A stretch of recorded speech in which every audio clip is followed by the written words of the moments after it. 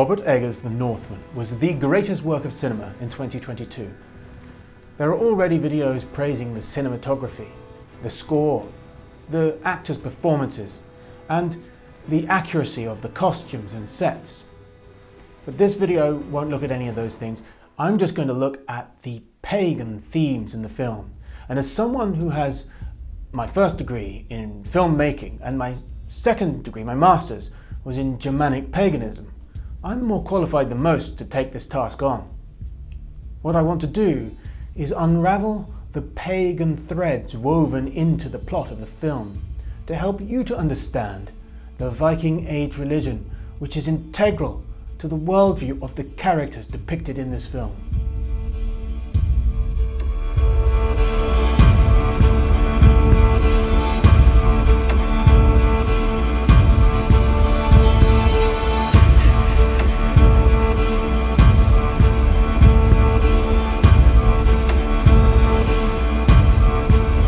The story is based on a medieval Icelandic saga called Amlotha Saga, the plot of which is first attested in the writings of the 12th century Danish chronicler Saxo Grammaticus. The saga was famously adapted by Shakespeare into the play Hamlet. To be or not to be. It was also previously adapted for the screen in the 1994 film Prince of Jutland, starring a young Christian Bale as Amled. Eggers' version, The Northman, combines the original saga story with Shakespeare's play and also adds in loads of references to other Icelandic sagas and pagan lore. In a nod to the first ever story recorded in Western literature, the Odyssey, The Northman also begins with a plot summary in the form of a pagan invocation. Hear me, Odin. While the immortal lines in ancient Greek invoke the Muse, likely the goddess Calliope, the husky narration of a character later revealed to be a priest of Odin invokes that god and then reveals exactly what is going to happen in The Northman with merciless disregard for spoiler-sensitive surprise enjoyers. This introduction is also highly reminiscent of the opening of Conan the Barbarian, and which presents the film as a story told by a wizened old yarn spinner. I'm a wizard, mind you. Much like this Odinic priest. When the thread-spinning Norns ruled the fates of men. Right from the get-go, the very pagan theme of fate inexorably leading our protagonist to his end is introduced, and we know what must occur before we finish our popcorn. In the original medieval story, as in The Prince of Jutland, the young protagonist, after witnessing his father, the king, killed by his own uncle, feigns madness in order to save himself from the same fate.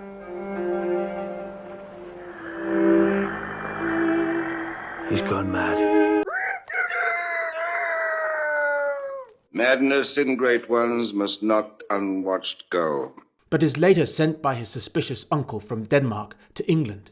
We're going to send him on a long journey. Where? To England. He shall with speed to England. Eggers has replaced Denmark with the more dramatic landscape of Iceland, and he's replaced England with the easternmost colony of the Viking world in Ukraine.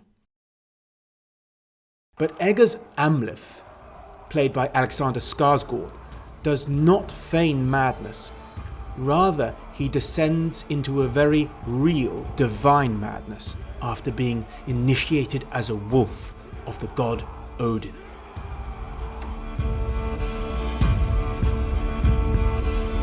This transformation is depicted in two scenes, showing separate Odinic initiation rituals, each of which connects the cult of Odin to the raiding party tradition of the Indo-Europeans, in which men became like wolves, living outside of society, defying social norms and preying upon human victims.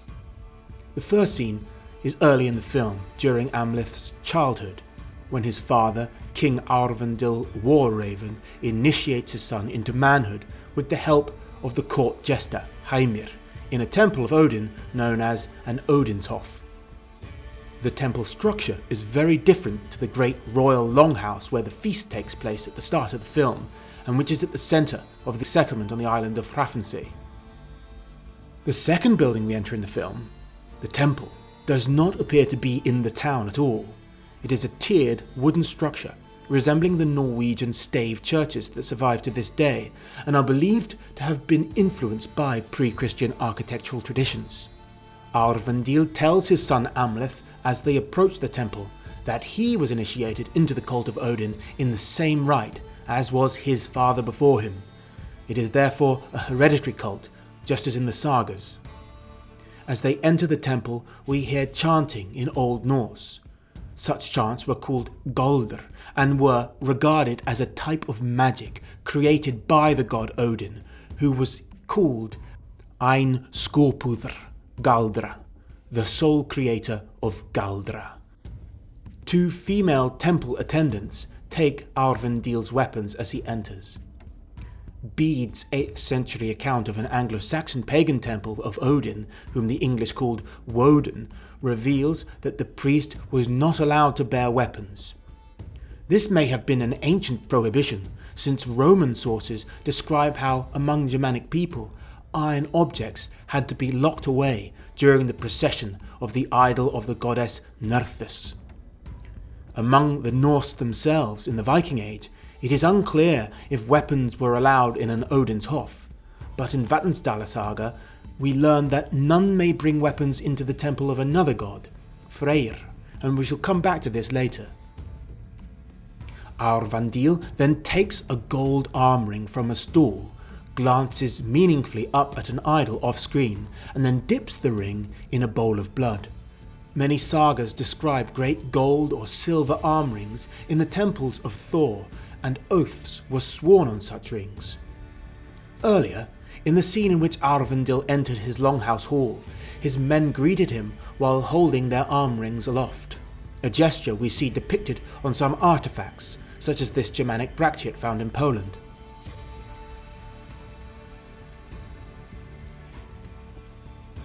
In Eyrbyggja saga, we find that in the middle of the floor of the temple of Thor, within the innermost holy area, stood a stall like an altar, and on that lay a 20-ounce arm ring, as well as a bowl filled with the blood of sacrificial victims, and the idols of the gods were arrayed around this central stool. The blood from these bowls was used to bless the idols and worshippers by sprinkling it on them with a stick. But in this scene, Aurvandil dips the ring in the blood instead. Afterwards, as the camera pans to the left, we see 3 wooden idols along the side of the temple, just as in Eyrbyggja saga. The first wields a sword or dagger and has only one hand. This is Tyr. The second wields a hammer, so it's Thor. The third is not clearly visible. The camera then rests on the 4th central idol in the hall, which is of stone rather than wood. It shows a one-eyed, bearded man seated on a throne with 2 ravens above his head. And this more closely resembles a picture stone from Gotland in Sweden rather than a typical wooden pagan idol. In case we were in any doubt, Amleth identifies the idol as Odin. The camera moves closer and we can see that it is based to some extent on the Lejre Odin found in Denmark in 2009, since he is wearing women's clothing, a dress. The small silver idol on which this was based depicts a figure wearing woman's clothes sat on a throne with 2 birds, and the 2 birds are identified as Odin's ravens. Oh, great Odin's raven! So the throne is thought to be Odin's throne, Hlithskjolf.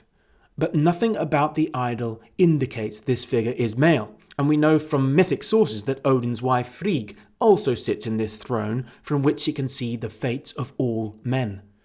I think it is Frigg, not Odin, but it becomes clear later on why Eggers would choose to depict Odin as a crossdresser. More on this later. Next, the attendant opens a door to an interior region of the temple with a ladder down to a dark subterranean chamber. Descent underground is often a feature of initiation rituals of various kinds. The Vari cave in Greece was used to worship Apollo and Pan, while numerous caves and cave-like structures were used across the Roman Empire in the initiatic rites of the cult of Mithras. On several occasions in the mythology, Odin descends to hell to obtain arcane wisdom, and so Amleth and his father here emulate their god by climbing down as though into the darkness of hell itself. They then become wolves of the High One, Odin.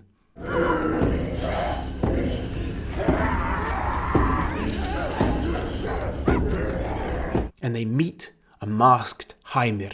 This ritual that he does as a priest to this Loki figure is sacred. It's something sacred. It's something that's only reserved for the king and his son. This fool character is not in the original saga story, but his inclusion was a stroke of real genius on Eggers' part. Hymir is a clear nod to Shakespeare's Yorick, the court jester who Hamlet remembered so fondly from his childhood, but who appears in the play only in the form of a disembodied skull. This same skull, sir, was Yorick's skull, the king's jester. The name Amleth itself, in its Icelandic form Amlúði, had come to mean a fool or jester in medieval Iceland, but it is thought to have originated from a term using the suffix úthr, a word cognate with Odin and which refers to the divine madness or frenzy with which that god was associated. Since Amleth's feigned stupidity, so central to the previous cinematic adaptation of the story, as well as Shakespeare's, is here replaced by Odinic frenzy, Amleth's foolishness is instead personified as a character. But Hymir is not just a fleshed-out Yorick backstory, but is also a deeply Odinic figure who introduces the young Amleth to the mysteries of the Odin cult.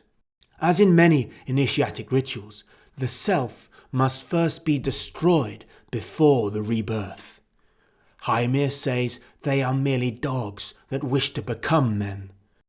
The subterranean chamber itself is based on a Neolithic passage tomb, and the central stone behind Hymir is clearly a copy of the stone at the entrance to the passage tomb at Newgrange in Ireland. The island of Hrafnsey is supposed to be close to the Orkney Islands north of Scotland, where the Maes Howe Neolithic passage tomb is believed to have been based on Ireland's Newgrange. And inside Maes Howe you can see Viking runes, showing that these people did indeed enter ancient Neolithic barrows of the British Isles. Therefore, the initiate has entered the grave and here served the vision mead of knowledge, which we should expect contains a hallucinogen of some kind. Hymir tells him that he shall learn what it is to live and die in honour. The Norse really did believe in a substance called the mead of poetry, which bestows wisdom and was given to mankind by Odin himself. I have speculated in the past about whether this substance was a real ritual drink which contained a hallucinogen, and Eggers evidently had similar ideas. This rite is about death. It is in the grave, underground. As Amleth drinks the mead like a dog, Hymir describes how Odin's Valkyries will carry him to Valhalla when he dies. After a bout of flatulence, which accurately reflects the scatological humour found in medieval Icelandic literature, Hymir begins quoting sections of the Hávamál, the words of the High One, an Old Norse poem found in the Poetic Edda and attributed to Odin himself. The line, "wise enough to play the fool," is a foreshadowing of Amleth's need to play the part of a simple Slavic slave in order to avenge his father. When asked how Odin lost his eye, Amleth responds, "To learn the secret magic of women." In fact, Odin gave his eye as a pledge to Mimir, so that he could drink from the well of memory and obtain what is in fact the wisdom of hell, not the magic of women. Amleth's answer indicates that in this film the secret magic of women is connected to the underworld, and this is true to the sources since Odin himself does seek wisdom from dead women in hell. Yet Arvindil responds, Never seek the secrets of women, but heed them always. And when Hymir refers to the Norns that spin and weave at their well of fate, he is referring to semi-divine female entities, rather like Valkyries, but who spin fate itself and who tend to the world tree, which is the centre of the universe connecting heaven, earth and hell. Their well of fate is beneath the roots, hinting that it is also in hell. Some Viking Age women practiced a kind of shamanic divinatory magic relating to the threads of fate, which was called saidr, a word which originally referred to a kind of thread like those used in spinning. Odin himself had to learn this magic from the goddess Freya. The theme of the threads of fate is frequently invoked throughout the film, with shots of spinning whorls and woolen threads. While Shakespeare's Hamlet agonised over the question of his own being, and was thereby delayed from the righteous action of vengeance, Eggers Amleth remains almost constantly focused on his vendetta, and later, when he tries to turn from this path, the threads of fate pull him back to his inevitable end. But your fate is set and you cannot escape it. You cannot escape what fate the Norns have spun. It is fated. But we cannot escape our fate. Next in the ritual, Amleth swears on his father's arm ring to protect his familial blood and avenge his father should he be killed, which he is in the next scene. Then Amleth has a vision which reimagines the world tree of Norse cosmology as a family tree on which all the royals of that lineage hang like the hanged god Odin. This interpretation of the world tree as a family tree is also present in stanza 21 of the poem Sonatorek, which is in Eggers saga. I remember when Odin raised high to the gods' world the ash that grew from my stock, the tree bearing my wife's kin. Additionally, the Vikings believed that kings were descended from Odin, which also connects Odin's tree to family trees. Arvindil even calls it the Tree of Kings, and the visual device of a family tree serves to illustrate an unforeseen plot twist at the end of the film. Today's video is sponsored by MyHeritage. As a pagan, I care a lot about my ancestors, and I've been researching them for years. MyHeritage is a fantastic tool for discovering about your ancestry. It's the #1 family history tool in Europe. You can get started and you don't even need to know a lot about your family, because once you've got a subscription, you get access to over 19 billion records. It's not only a great way to research your roots, but it's also potentially a way to discover and even meet unknown relatives, using both the family research tools and the integrated DNA test option. Look how easy it is. This guy's my 6th great-grandfather. I just did a search for him, checked the records, and I found this will. I view the record and it links me to another website, the National Archives, and I can see that it's the same guy, the farmer in Wimbledon. And then I just add the record to the profile. Browsing my tree, it's easy to find who I'm after. This is my 2nd great-grandfather, Norman Rousel. I uploaded a photo of him, and look at this amazing tool for restoring it. Not only does it have the option to colorize using AI, but it can even enhance the details that are missing because it's such an old photo from the 19th century. And this fantastic option to animate him really brings him back from the dead. It's absolutely amazing. You can sign up for a free, no obligation 14-day trial right now, and if you decide to go ahead and continue your subscription, you'll get 50% off. All you got to do is click the link in the description to get in on this deal. The second Odinic initiation scene occurs when Amleth has become a man with enormous trapezius muscles. Romaxing will do that.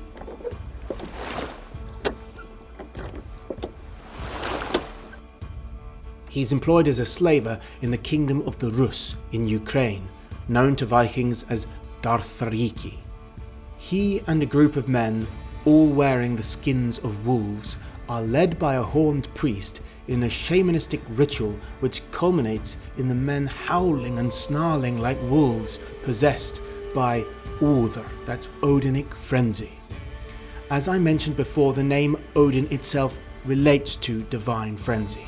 The priest, chanting in Norse, also describes how their bare minds burn in the bodies of men, and that these wolves must break free from human flesh, facilitating their transformation prior to the battle. The priest himself wears a headdress with horns which terminate in bird heads, and this motif is recorded on dozens of Germanic artifacts from Anglo-Saxon England and Scandinavia, all of which are thought to pertain to a cult of Odin, with the birds representing that god's two ravens, who are named Thought and Memory. This pressblech from Torslunda in Sweden shows a wolf-headed man next to another man with the bird horns dancing with two spears and a sword. This Anglo-Saxon helmet from Sutton Hoo in England has two horned spear dancers on the foils, and each is holding a sword in one hand and two spears in the other, just as the priest in the Northman does, except that he is almost naked.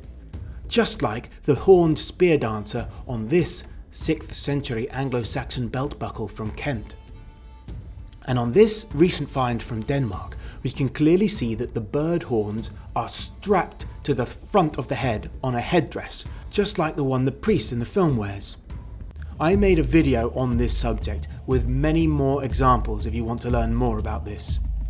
Chris Kershaw identified this Odinic wolf cult, known in Norse as the Ulfhednar, as a continuation of a prehistoric Indo-European tradition she calls the Menabunda, in which young men would leave their homelands and live as wolves in raiding parties, preying upon foreign cultures that they encountered.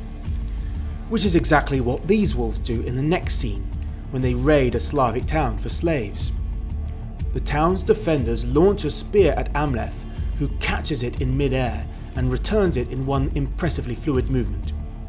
This seemingly impossible maneuver is taken directly from the medieval Icelandic story of Njál's saga, in which the Viking hero Gunnar catches a spear in mid-air and throws it straight back into his enemy. After the raid, Amleth enters the house of a Slavic witch, played by Icelandic post-punk pop star Björk. She is standing before a replica of the Zbyrch idol, which was found in western Ukraine and is argued to depict the Slavic god of harvest and war, Svetevit. She is wearing a headdress made from ears of wheat, hinting at a fertility cult of some kind.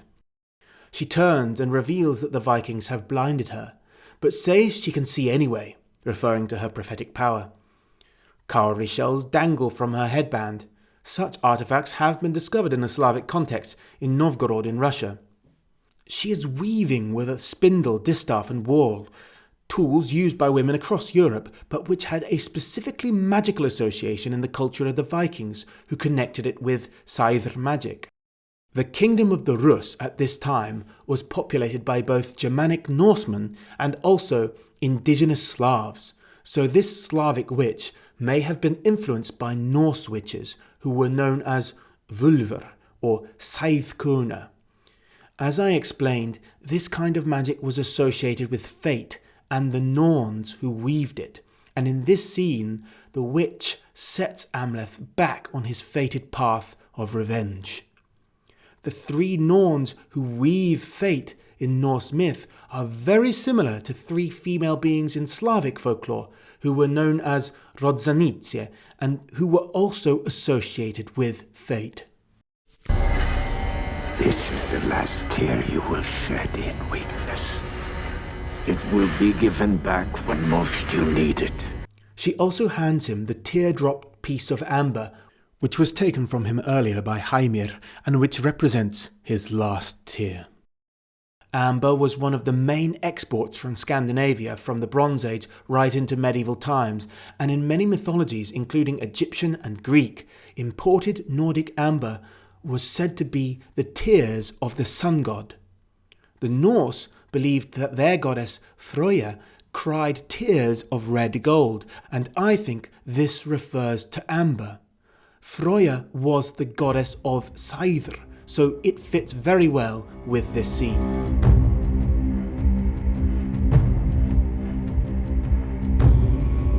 The next very pagan scene is in Iceland, after Amleth has stowed away as a slave on a ship to a remote Icelandic farm owned by his uncle and mother who don't recognise him.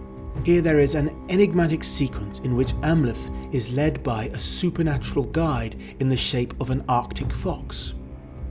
The Norse believed in spirits that can leave the body, either in human or animal form, to travel vast distances or to fight the spirits of others in similar forms. After he dies, Aurvendil, the Raven King, continues to guide his son in the form of a raven, which is his fylgja. The fylgja is an attendant spirit which can take the form of an animal and accompanies a person in life like a soul, but can be seen at the time of their birth and death. Sometimes the fylgja is visible during their life too, as in Njal saga, where Thorthr sees his fylgja in the form of a goat. Besides the fact Aurvendil is literally called War Raven, we are given clues that his fylgja is a raven. At the start we see a pair of ravens accompanying Aurvendil's ships as they land at Hrafnsey, and we can also see a raven on Aurvendil's shield as he rides through town. This fact is made explicit later in the film, first in Ukraine when Amleth sees a raven land on a horse skull beside a bloodied idol, and he addresses it as Father. Father. And then again later when Gudrun is shooing ravens off her roof, although it isn't clear here that she knows it is her late husband, but in an extended version of the scene, which was deleted, she speaks to the raven saying, I know you are hiding in your fetid shadow, Aurvendil. You are dead. And later, when she tells Fjölnir that Amleth is still alive, she says, I fear he was led in by the raven spirit of your dead brother. But these fylgjur aren't the only animal shapes roaming around the Norse religious world. There were also wizards called Vitki, who could send forth an animal shape while their human body lay unconscious. This skill is also depicted in the TV series Game of Thrones, where such people are called wargs, an Anglo-Saxon word meaning wolf. In Iceland's Landnámabók, two neighbours fight over grazing rights while taking the forms of a bear and a bull. And in Sturlaug saga Starfsama, a Norseman has a fight with a Lapp, and each is able to take on numerous animal forms, including dogs and eagles.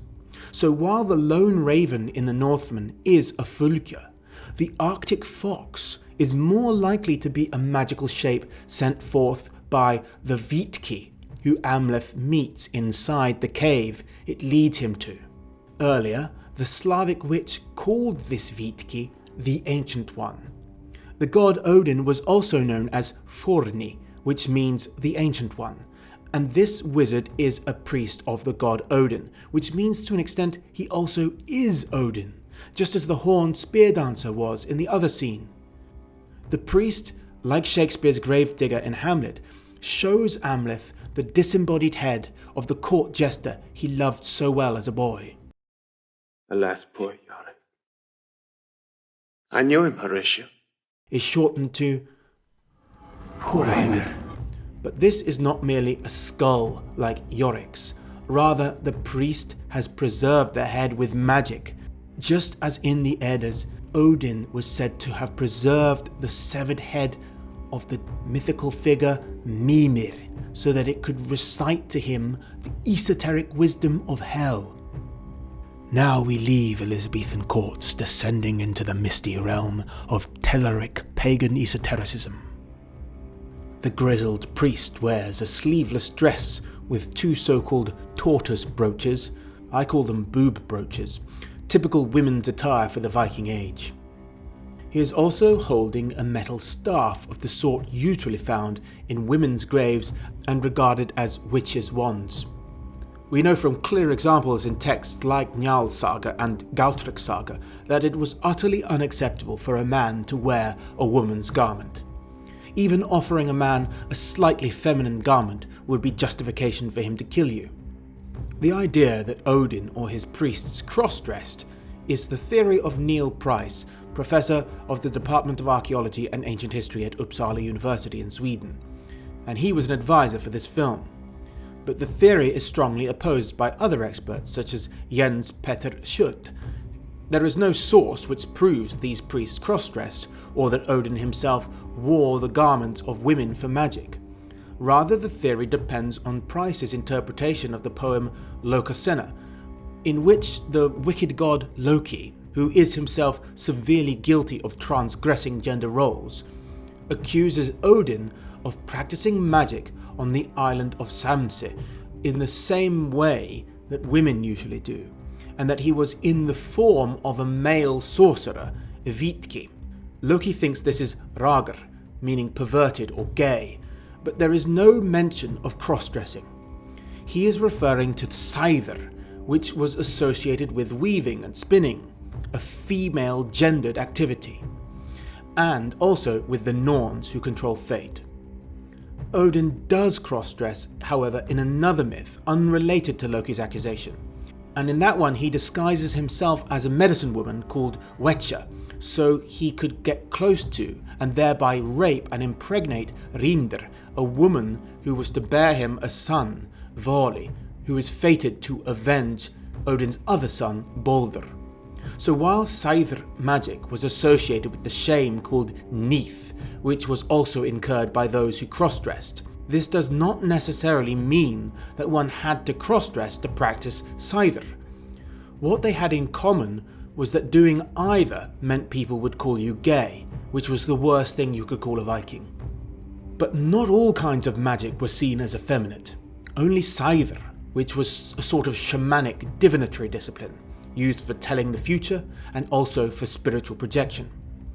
The magic the priest performs here is shamanic, but it isn't Scyther.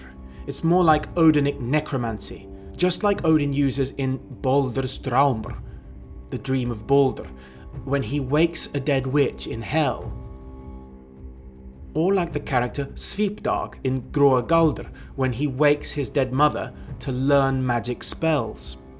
Svipdag wasn't a transvestite, yet he performed this ritual without any problems. Wandering prophet!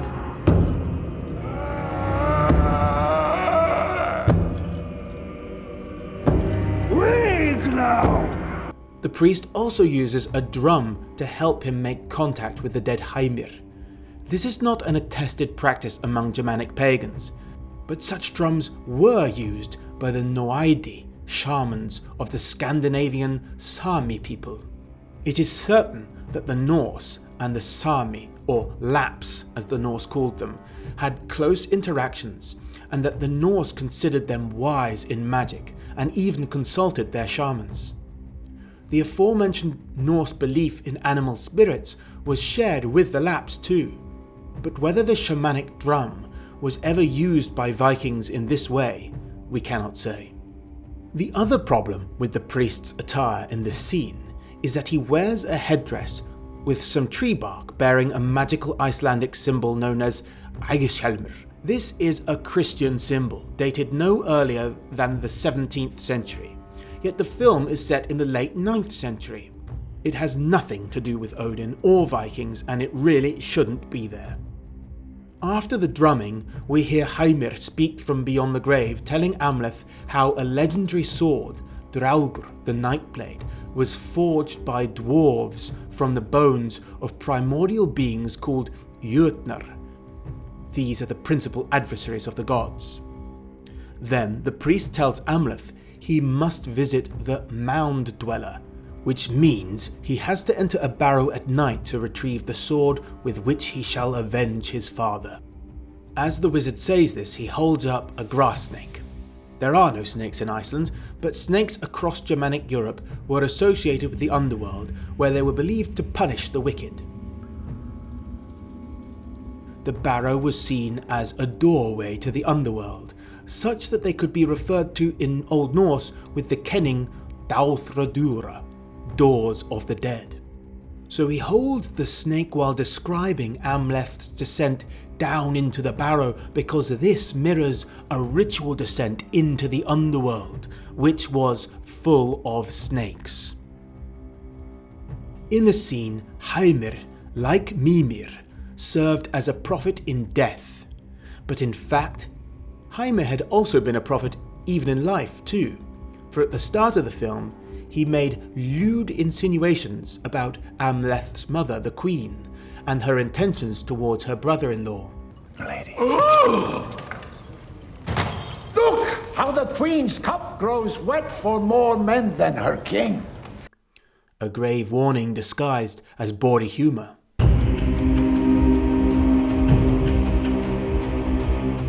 In the following scene, Amleth, beneath the light of the full moon, breaks into the Barrow, which contains a boat burial, in order to obtain his fated sword.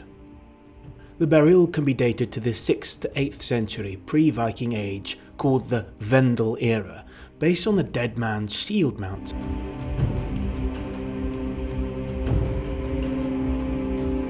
And the domed mounts of his sword sheath.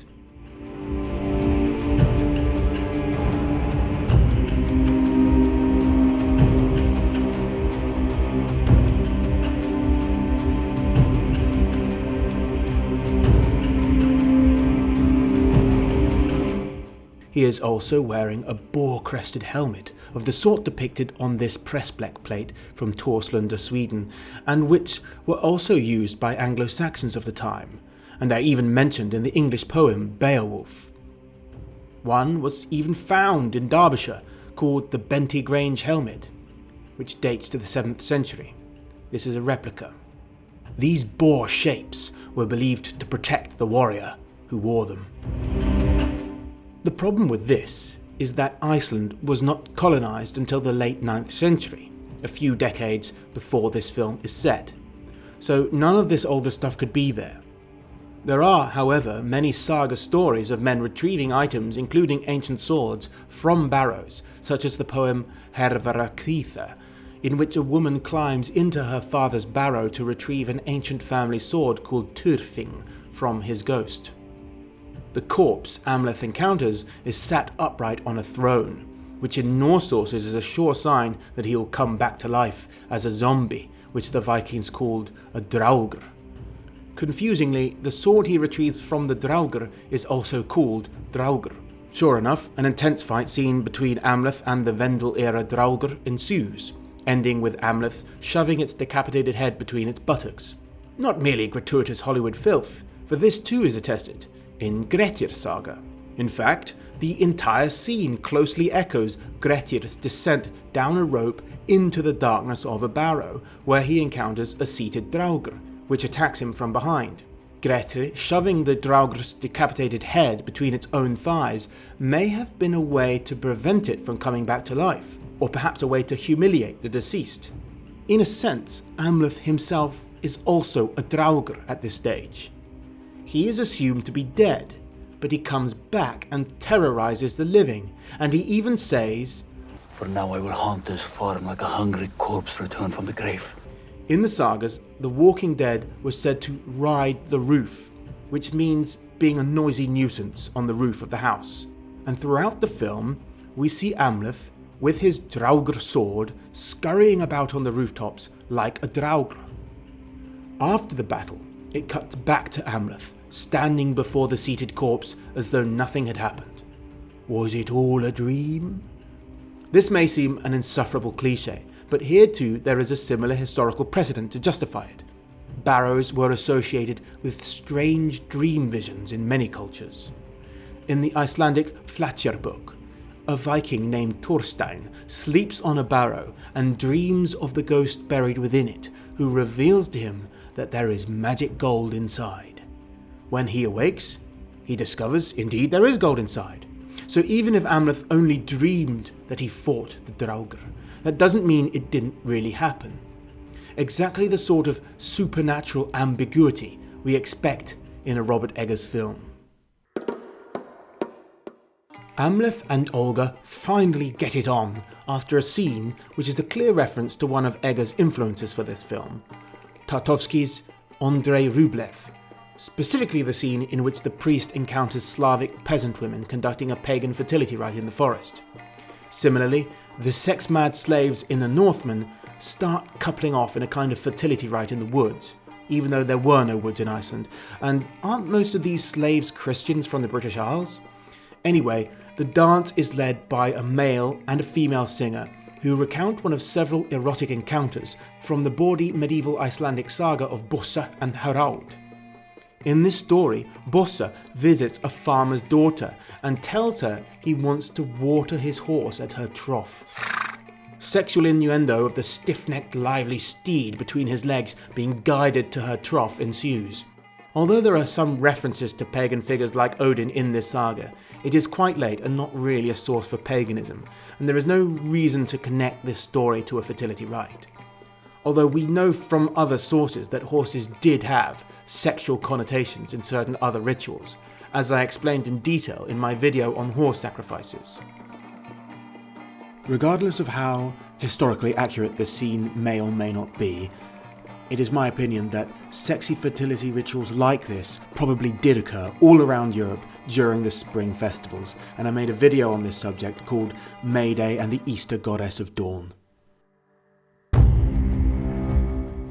In the next chapter of the film, entitled Draugr's Thoughter, that is, Draugr's Story, subtitled The Nightblade Feeds, we learn that Amleth's regicides uncle Fjölnir is a devotee of the god Freyr, disparagingly referred to by Amleth as a god of erections. Fjölnir worships at a temple of Freyr on his farm, which is far less impressive than the Odinshof at the start of the film. The form of ritual devotion depicted draws in part from the same source in which Amleth's story was originally preserved, Saxo's Gesta Danorum. Saxo wrote that the many-armed hero, Starkad, who was favoured by Odin and devoted to him, considered the cult of Freyr in Uppsala to be unmanly due to the associated dances and clattering of bells. Fjölnir doesn't dance, but he rings bells before the idol of Freyr, which is depicted with an erect phallus, just as it was described at the Temple of Uppsala by the 11th century German chronicler Adam of Bremen. Fjölnir and a priestess called Åshildr veil their heads in the presence of the god, just as the temple attendants at the Odinshof did earlier. While there is no actual evidence that Germanic pagans such as the Vikings were veiled during rituals, this practice is perennial among many pagan cultures, including the Romans, who even required that the emperor himself, along with other officiants, would veil his head, capite velato, during a public sacrifice to the gods. The film depicts a tension between the cult of the god of Amleth and the god of Fjölnir. This tension between the cults of Odin and Freyr is also found in the sagas. In Viga Glum's saga, Glum was the guardian of a Freyshof, which was built by his paternal grandfather. He also had permission to eat food from a field which was sacred to Freyr, but he forsook the god of his fathers for the god of his maternal lineage, Odin. His maternal grandfather gave him a spear and sword as lucky gifts. The spear is a symbol of Odin, who is also known as Girtyr, meaning spear god, and Girvaldr, spear master. Glum used this spear to kill a relative in Frey's field, which was thereby blighted by blood. Freyr therefore turned against him, and he was forced to leave his land. As I mentioned earlier, Vatnsdæla saga says that weapons could not be brought into a Freyshof, and Vigaglum saga shows that it was also forbidden to shed human blood on his sacred sites. Conversely, Odin's cult demanded human sacrifice in the form of men killed in battle, and also of executed criminals who were hanged or stabbed with spears. And such hangings are depicted in this film on Gudrun's tapestry, which is based on a real tapestry found in Norway.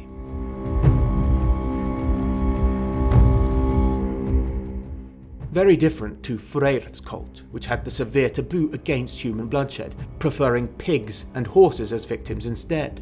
Although in this film, he is offered sheaves of wheat, which Åshildr calls the servants of Freyr.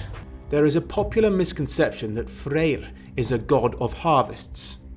The Icelandic poem Gylfaginning explains that because Freyr is associated with rain and sunshine, he is also associated with the fruits of the earth, but in fact, while he may indeed have been associated with prosperity and plenty, among other things, he is never explicitly tied to harvests, and other Germanic gods are. Namely, the English goddess Ircha, who is identified as the Earth Mother, just as Thor's mother, Jurth, is, so she is Jurth. And Thor was also just as much a weather god as Freyr was. So I think the Earth Mother was more likely prayed to for good harvests, and we don't call Thor, who is the son of the Earth Mother and the god of weather, the god of harvests, so why should we do that for Freyr? Freyr was primarily a god of noblemen and of barrows containing the noble dead. But in light of saga evidence, we can understand why the Odinic hanged human sacrifice at Freyshof is so upsetting to Fjolnir's people. Firstly, because of the human blood.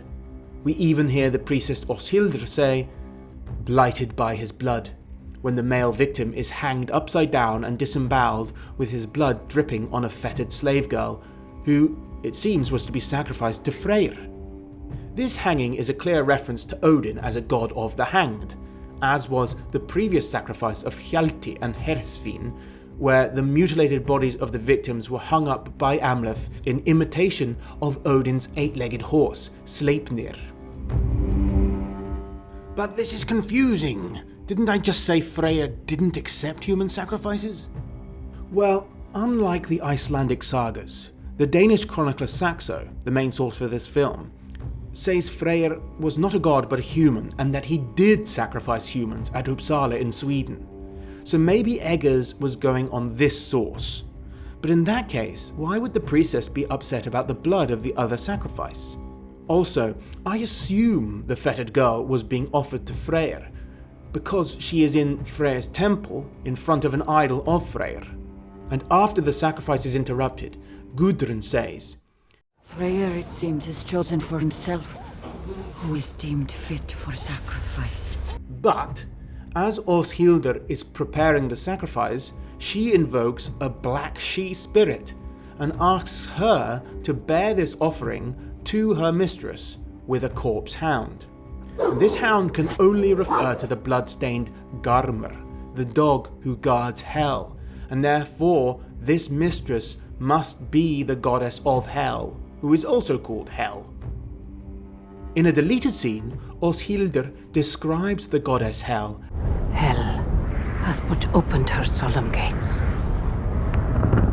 The merciless hostess makes ready to receive our murdered ones. So perhaps this was supposed to be a sacrifice to Hel inside Freyr's temple. I don't think such a thing would ever have happened. You can't even bring weapons into the temple, so how could it? Also, no evidence for the sacrifices Saxo described have ever been found at Uppsala, and I think the Icelandic sources are more reliable when they say Freyr, as the god of peace, did not want human blood. The aforementioned ban of outlaws in Freyr's holy places makes Amleth's Odinic offering especially offensive to the cult of Freyr, since Amleth is functionally an outlaw in the region of Iceland governed by his uncle. We wanted to make Amleth feel like a protagonist in these Icelandic family sagas, who are these kind of anti-heroes. They're often outlaws. And an outlaw isn't even supposed to enter a temple of Freyr, let alone spill human blood in it.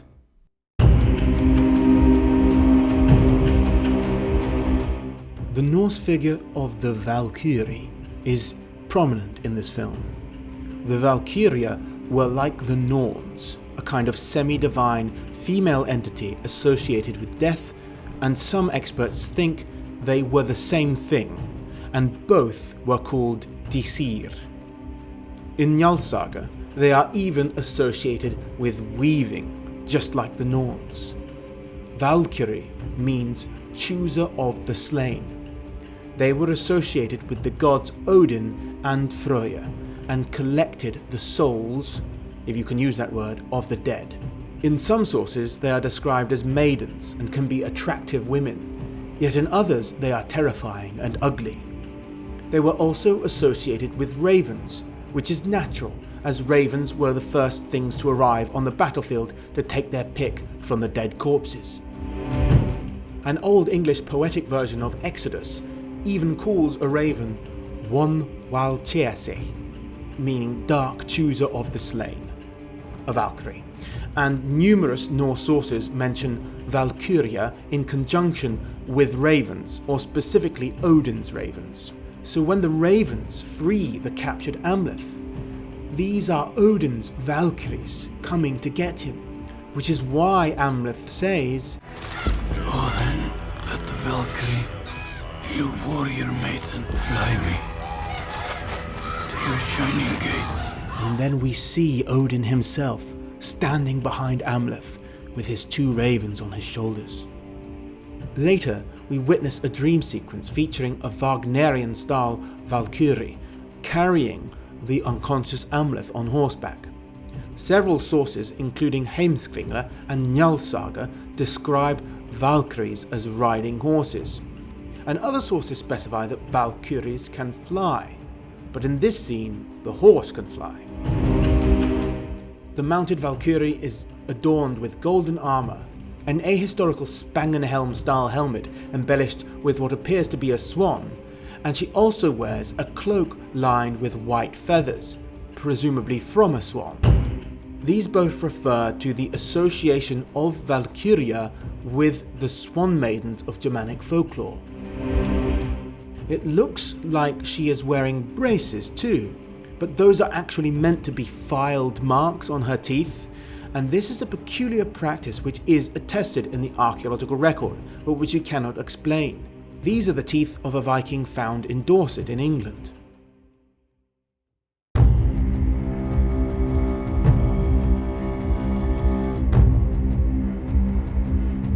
I see my master in Freya's hall. Thorir's funeral scene begins with the servant girl Kormluth being lifted up over a doorway 3 times while describing her visions of the other world and who she sees there. These words are based on those of Ibn Fadlan, an Arab chronicler, in his 10th century account of a Viking Rus ship funeral on the river Volga. Ibn Fadlan says first a slave girl owned by the deceased chief was raised over a door frame 3 times. The first time she says, "I see my mother and father," just as Kormluth does. The second time she says, "I see my dead kindred seated," just like in this scene except the word seated is omitted. But the third time is different. In the Arab account, the girl says she can see her master in paradise, which is beautiful and green, and he is with servants, take me to him.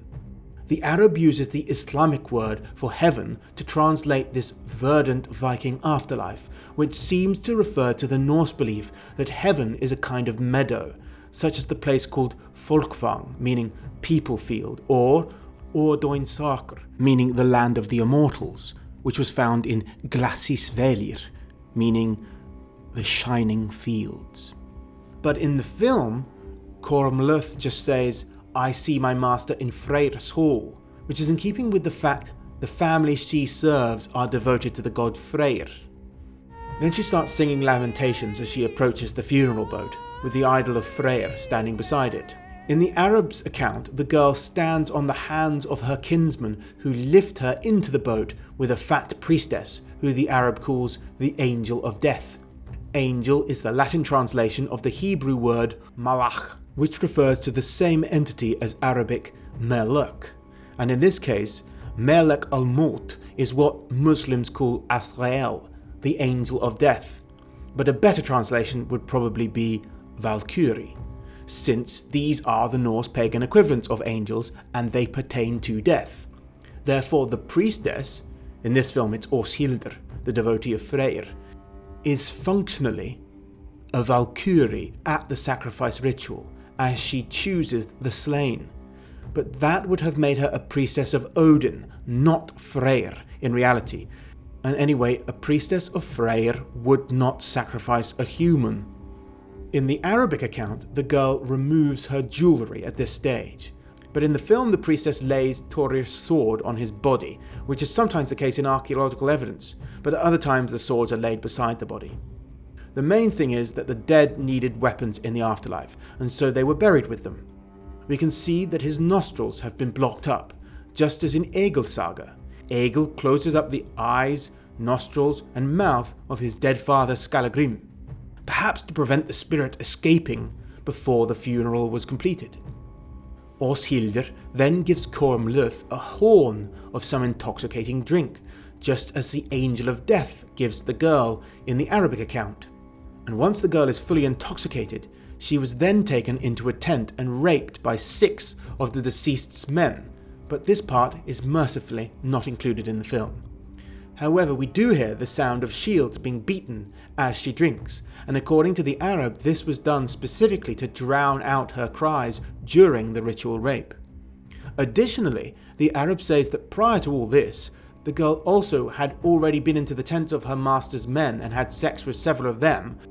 It was at this preliminary stage of the funeral in the Arabic account that he says they sacrificed 2 horses, a rooster and a hen, and put them in the ship.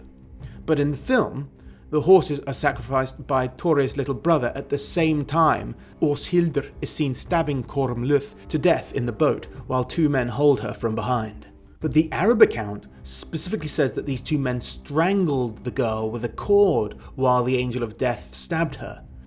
A bowl is used to collect the sacrificial blood from the horse, and then Queen Gudrun is shown flicking this blood on her family using a twig. And this is attested in the saga of King Håkon the Good in Heimskringla. At the Yule feast, a horse is sacrificed, and all the blood from them was called hlaut.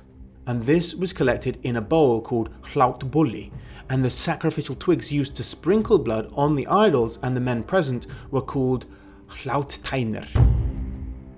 But the meat of the animals was stewed and served as food at the feast. But this describes a horse sacrificed of Yule, which was primarily for Odin, while there was also a Yule pig sacrifice, and that was more likely to have been for Freyr. Freyr is associated with horses and horse sacrifices though. Sacred horses were kept at his sanctuary in Trondheim in Norway. And when they sacrificed horses, it was said they were given to Freyr for him to eat. Viking horse sacrifices were part of an Indo-European tradition dating back to the late Stone Age. Germanic people first began burying horses at funerals in Germany just after the fall of Rome, and this quickly spread to Scandinavia and England. This funeral tradition endured longest in Scandinavia, where the famous 9th century ship burial at Oseberg included between 10 and 20 decapitated horses. A similar queen's funeral was depicted in season 6 of History Channel's Vikings drama series. At the end of The Northman, Fjölnir offers Freyr another decapitated horse sacrifice as part of a smaller, impromptu funeral for Gudrun and Gunnar, but without a ship.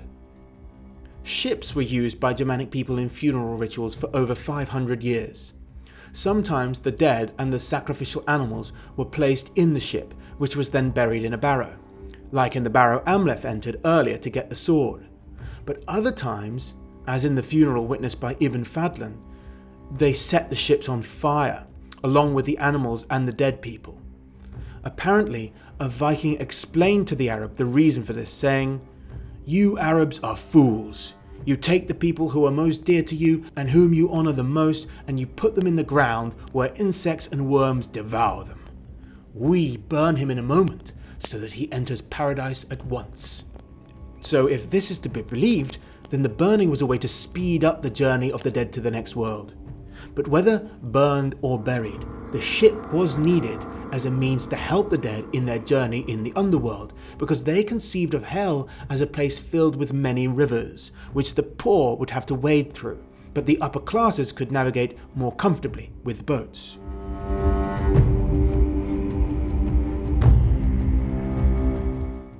I consider this to be the best Viking film ever made. Better than Valhalla Rising, The Prince of Jutland, The 13th Warrior, or The Long Ships.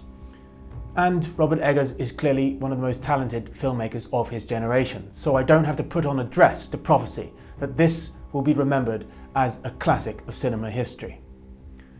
I really hope that my review has sparked your interest in Nordic Germanic paganism. And if it has, the good news is I've been making videos on this subject for 13 years, so there's plenty of content for you to explore. And I'm going to keep on making this content for as long as people generously support me on Patreon and Subscribestar.com. And those who do will get access to a wealth of exclusive content, as well as access to me in personal voice chats I do with my top patrons, and I do AMA sessions answering any questions they have about the videos as well. And even if you don't want to become a patron, you can still help this channel just by clicking like and the subscribe button and the notifications bell, and just sharing the video with anybody you know who would be interested in this sort of thing. Thank you very much for watching. This has been Survive the Jive. I'll see you next time.